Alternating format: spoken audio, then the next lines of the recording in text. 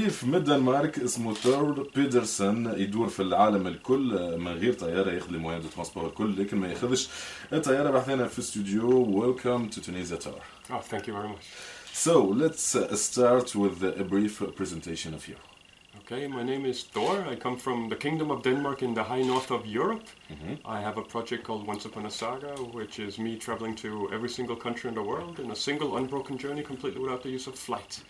I left home in 2013 and so far I've traveled a bit more than 170,000 kilometers, which is like 4 times around the planet or almost halfway to the moon.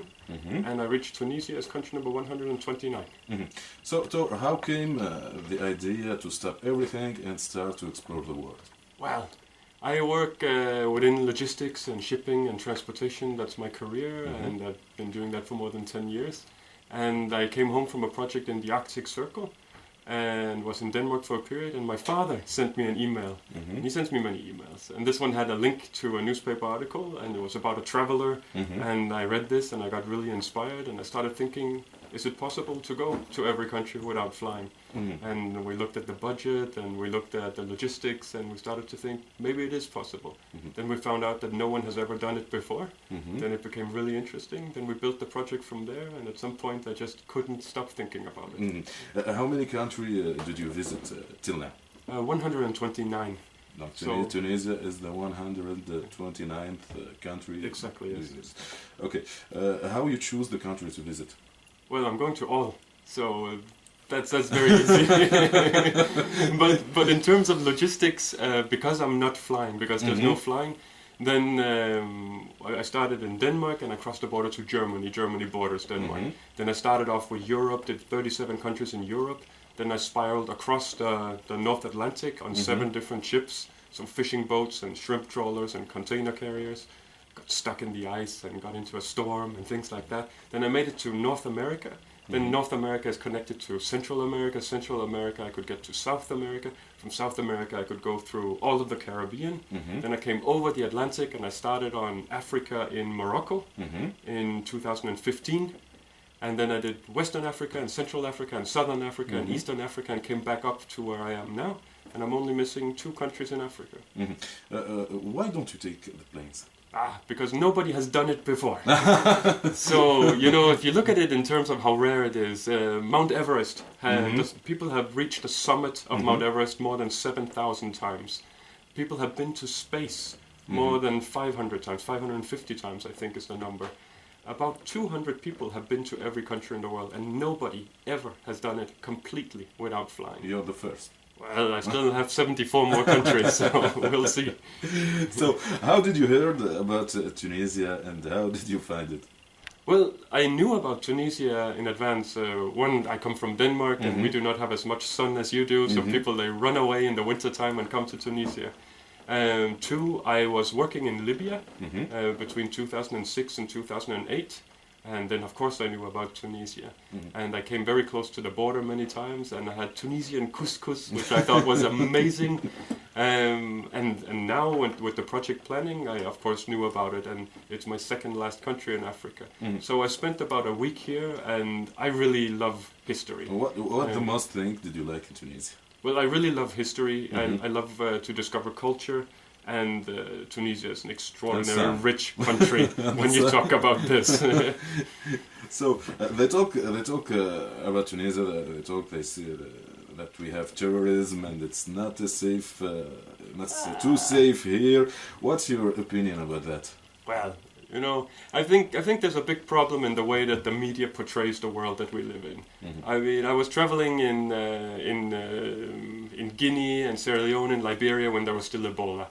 And I didn't get Ebola. What I did was I was invited to a wedding, I went dancing, I had nice food. In the National Museum of Sierra Leone there's a bicycle which, there was a man from Sierra Leone who traveled to all the countries in Africa on that bicycle, and so on and so forth. And these are the things you don't hear about the world. When I was in Sudan, the only thing you hear in the media is Darfur, Darfur, Darfur. But if you look at the geography of Sudan, then 25% of the country is Darfur, 75% is not. So 75% of the country It's just people and families, and they have beaches, and they have a lot of pyramids and restaurants, and they update Facebook, and they watch Game of Thrones, and you know, the world is not the way that we see it in the media. And then, of course, when you come to Tunisia, if you hear that there's one or two attacks of terrorism, you see, there's a big difference in the way that media reports. Because if there's one terrorist attack in France and one terrorist attack in Tunisia, then in the media, all of Tunisia is chaos. But France, this was very controlled. This was an isolated incident. The country is safe.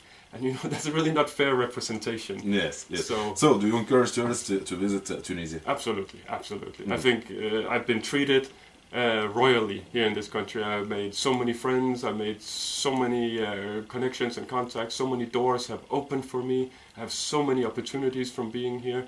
Of course, with the history, the culture, the food, the people. It's a modern country. The weather is nice so far. It was raining for 2 days. Yes. What was that about? We have rain. I have rain in Denmark. I don't need the rain. And when we have sun, we spoke about the good things in your adventure.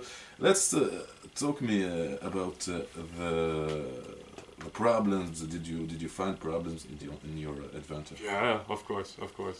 It's not easy. Like, nobody can, by coincidence, reach 129 countries, and certainly not without flying. It's a lot of work, and a lot of the obstacles within the project are related directly to corruption and bureaucracy.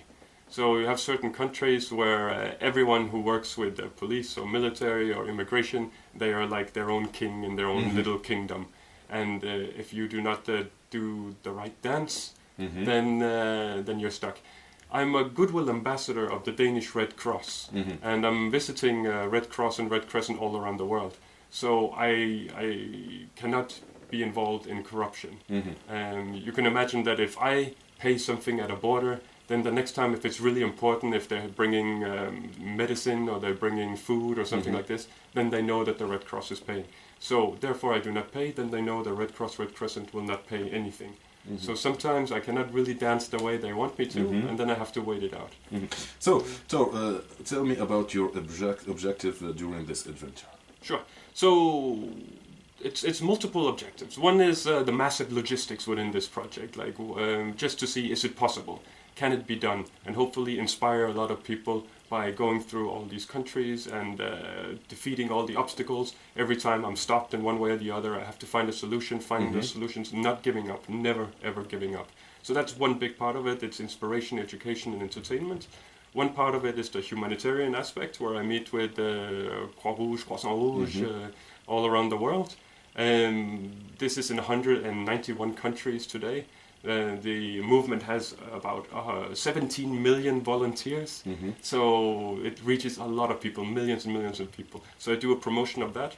And then the third part, and sometimes the most important part for me, is a positive promotion of the world we live in. Every country I go to, I try to find the positive things, the interesting things, and share it on social media, so people they can learn about the countries I'm going to, but also so people they have something that balances out all the negativities we see in today's media. So, thank you, Thor, to visit us. Oh, you're welcome. Afwan. Afwan Katiran. Marhaba bik, Thor. Merci beaucoup. Thank you. And you'll back to Tunisia another time? Yeah, hopefully I'll go to Libya soon, and then I'll come back to Tunisia again.